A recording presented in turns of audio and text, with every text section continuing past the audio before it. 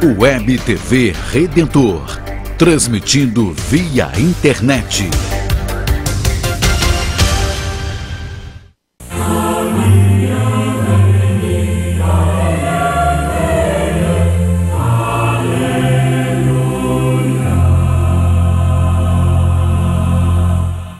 Caríssimos amigos e irmãos, a paz do Senhor esteja com todos vocês. É uma alegria podemos estar juntos em mais um final de semana.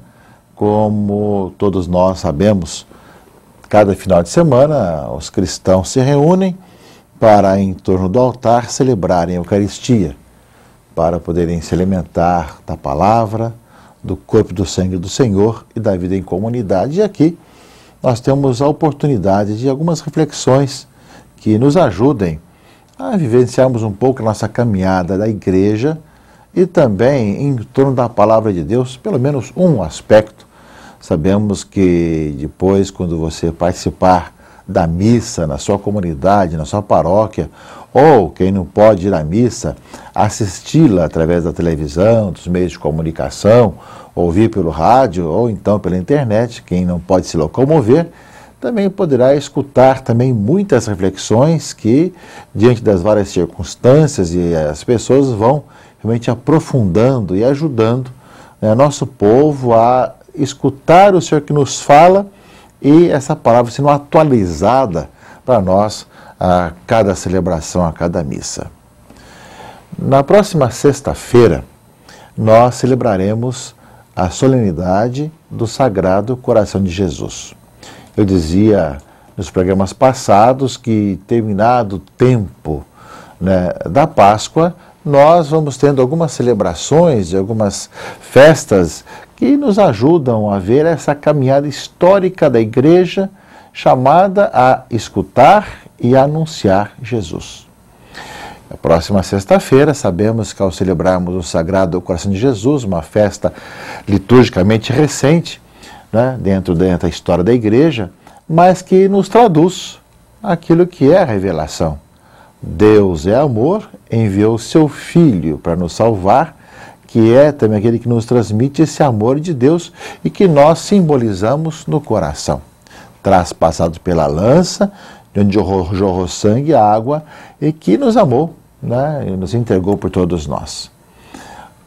Nesse dia do Sagrado Coração de Jesus, nós celebramos também a Jornada Mundial de Oração pela Santificação do Clero. Em todas as celebrações, em todas as missas, em todas as paróquias e dioceses, nesse dia se reza de maneira especial pelo clero do mundo inteiro. E uma oração destinada à santificação do clero. Sabemos que, desde que nós fomos criados por Deus, fomos batizados, fomos chamados à santidade. O nosso destino é sermos santos, todos nós. E os cristãos são chamados a ver a santidade dentro das várias vocações, vários tipos de vida que leva.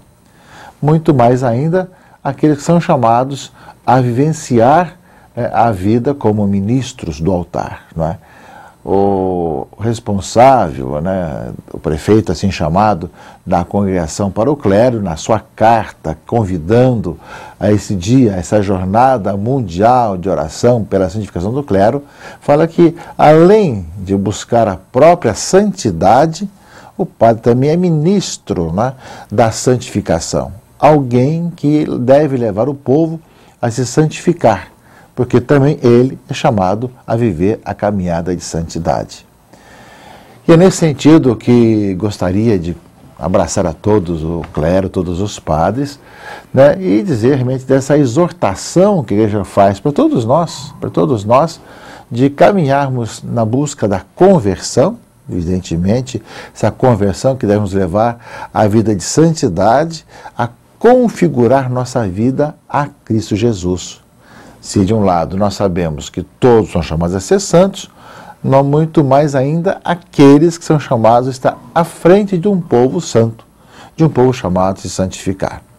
Eu creio que os textos que a congregação para o clero enviou para o mundo inteiro já foram distribuídos também nas dioceses, nas paróquias, já estão disponíveis em vários sites também, nacionais e internacionais, também nas várias traduções também em português, para nos ajudar as paróquias, as dioceses, as comunidades a se entrosarem, a rezarem nessa intenção pela santificação do clero.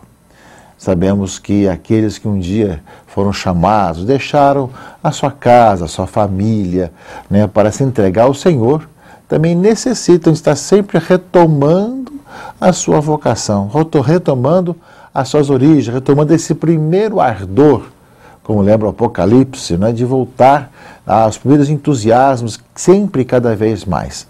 Que no fundo, que ao mesmo tempo que foram chamados a serem sacerdotes, serem padres, também foram chamados como cristãos e como padres também a serem santos e mais ainda o padre a ser ministro da santificação para os seus irmãos e irmãs. O Papa João Paulo II, o Papa Bento XVI, tem palavras muito importantes e muito claras justamente nessa preocupação com a santificação do clero. Sabemos que há toda uma imprensa e há toda uma comunicação desejosa de dizer o contrário e muitas vezes pinça fatos que acontecem pelo mundo afora, dentro das fragilidades humanas que existem, e querem dizer justamente que nem sempre é essa a preocupação. Nós sabemos que a preocupação principal daquele chamado ao sacerdócio, junto com o serviço ao povo de Deus, ele o faz porque foi chamado a viver a santidade. Santidade na vida de oração de cada dia, na presidência dos sacramentos, das celebrações, na procura de ouvir a palavra de Deus e colocar em prática. E mais do que nunca, quando nós vemos que uma certa exploração que fazem de fatos negativos, que tem sua própria finalidade, sabemos disso, tem seu próprio direcionamento, mas que sabemos que o Espírito Santo ajuda, através também daqueles que querem nos fazer o mal, nos ajuda a nos santificarmos ainda mais e nos colocarmos no caminho da santificação e da santidade. Portanto, eu creio que mais do que nunca, nós vemos que se de um lado era esse o caminho, é o caminho de todo cristão e é também do sacerdote, muito mais ainda hoje, nós somos chamados a buscar cada dia a beleza do sacerdócio, a beleza da nossa vida, serviço aos irmãos e irmãs, e vivemos o nosso caminho de conversão em busca da santidade a cada dia, a cada momento. Que nós todos, meus irmãos e irmãs, com muita alegria, coração aberto, rezemos nessa intenção, nesse próximo dia 15, na próxima sexta-feira, nesse dia em que nós celebramos o Sagrado Coração de Jesus, rezando pela santificação do clero. Ao mesmo tempo, meus irmãos e irmãs, nesse final de semana, quando nós celebramos o 10º domingo do tempo comum, a palavra vai nos acompanhando, e vai nos iluminando para que ela alimente a nossa vida, alimente o nosso coração.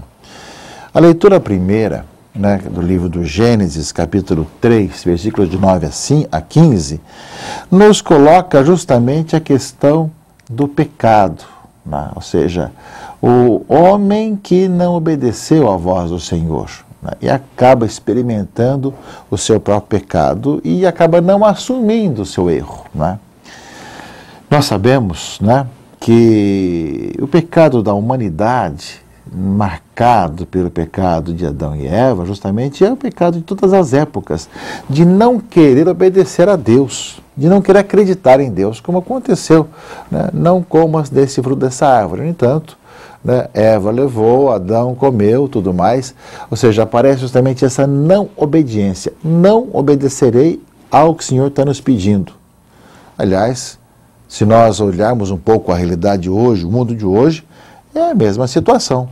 Aquilo que Deus revelou, aquilo que a igreja ensina através da revelação do Senhor, também hoje, quantas pessoas também não querem obedecer, não querem ouvir a voz de Deus. Por que eu tenho que ouvir a voz de Deus? Por que tem que ouvir o que Ele mandou para nós? Por que tem que andar por esse caminho?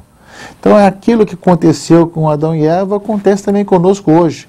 O Senhor nos ensina e a pessoa fala, eu não quero ouvir isso, não quero andar por esse caminho, quero andar por outros caminhos. Ou falam teoricamente, às vezes falam isso também pelas mídias, até pelas leis que se criam, ou se falam isso praticamente pela prática da própria vida, não é? Então, a leitura do livro do Gênesis conta isso. Onde estás? Chamou Deus pelo homem, não é? E ele está escondido, está com medo, está com vergonha, não é? Porque viu a sua realidade, a sua nudez, não é?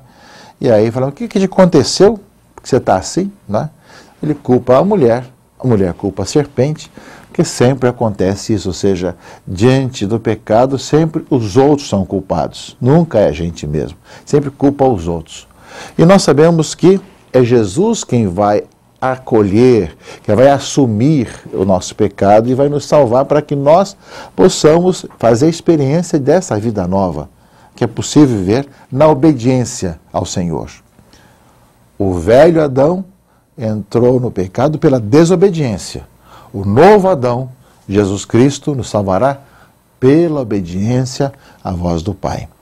E é o nosso caminho também, meus irmãos e irmãs, de nós andarmos e entrarmos no caminho da obediência à vontade de Deus, de percebermos pela revelação, pela palavra, pela caminhada da igreja, o que o Senhor está nos pedindo hoje, e acreditarmos que aquilo que Ele nos pede é o melhor para nós e para a humanidade, e que nós somos chamados a colocar isso em prática na própria vida, nosso dia a dia. Eu creio que esse aspecto, meus irmãos e irmãs, nós percebemos com muita clareza, que também define o mundo de hoje. A desobediência ao plano de Deus, à voz do Senhor, nesse mundo que cada um, claro, pensa aquilo que quer, do jeito que quer, mas sabemos que é toda uma reação contra aquilo que é a revelação do Senhor. Então, aquilo que nós ouvimos no Gênesis não é uma coisa do passado, uma coisa que simplesmente está escrito. Acontece hoje no meio de nós.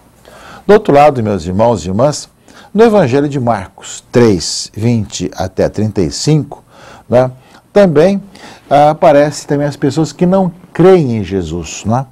Quando souberam que estava ali, não é? E acharam que ele estava fora de si, que era por Beelzebu que fazia todas as coisas, e Jesus justamente fala que um reino dividido contra si mesmo não pode durar, não é? Então, justamente, no entanto, ninguém pode entrar na casa do homem forte e roubar-lhe os bens, se antes não o prender e então saquear a sua casa, não é? Então ele fala, no entanto, ele vem para salvar a todos, não é? Todos os pecados serão perdoados aos filhos dos homens, mesmo as suas blasfêmias. Mas quem tiver blasfemado contra o Espírito Santo, jamais terá perdão, porque será culpado de um pecado eterno, ou seja, quem não acreditar na salvação que o Senhor nos trouxe, como é que poderá acolher essa salvação e esse perdão? Então, Jesus vai trazer para nós que no meio dessas questões todas, mesmo quando ele é acusado, né, de fazer as coisas por causa de Beelzebu, ele vai dizer que, no entanto, ele vem para trazer a vida para todos. E quem crer e acolher, encontra o perdão dos seus pecados. Portanto, meus irmãos e irmãs, essa realidade de pecado que aparece desde o Gênesis, desde o começo da humanidade até hoje, né, nós vemos que em Cristo nós somos resgatados. Nós somos salvos, somos libertos e somos chamados com simplicidade a acolher e a aceitar. Sim, Senhor, né, eu aceito essa misericórdia e o perdão, né, que o Senhor mereceu em meu nome para me salvar, essa experiência de sermos libertos e salvos em Jesus Cristo, nosso Senhor. E por fim, meus irmãos e irmãs, a segunda leitura, segunda carta de Paulo aos Coríntios, vai dizer justamente que eu acreditei, por isso falei, né? E sabemos que aquele que ressuscitou o Senhor Jesus, também nos ressuscitará também a nós com Jesus, não é? E ainda que nós exteriormente vamos envelhecendo, o nosso interior se renova dia após dia, porque nós não olhamos apenas aquilo que vê, mas sim as que não se veem, né? E que sabemos que as coisas que se veem são temporais e as que não se veem são eternas. E quando tudo se desfazer, nós recebemos uma casa preparada por Deus, né, para uma habitação eterna no céu. Portanto, meus irmãos e irmãs, a palavra desse final de semana é um convite. Olharmos a idade de pecado, a salvação em Cristo e a nossa caminhada para a eternidade. Escute com atenção na sua missa, na sua igreja, na sua paróquia e acolha essa palavra de salvação. Abençoe-vos o Deus Todo-Poderoso, Pai e Filho e Espírito Santo. Amém.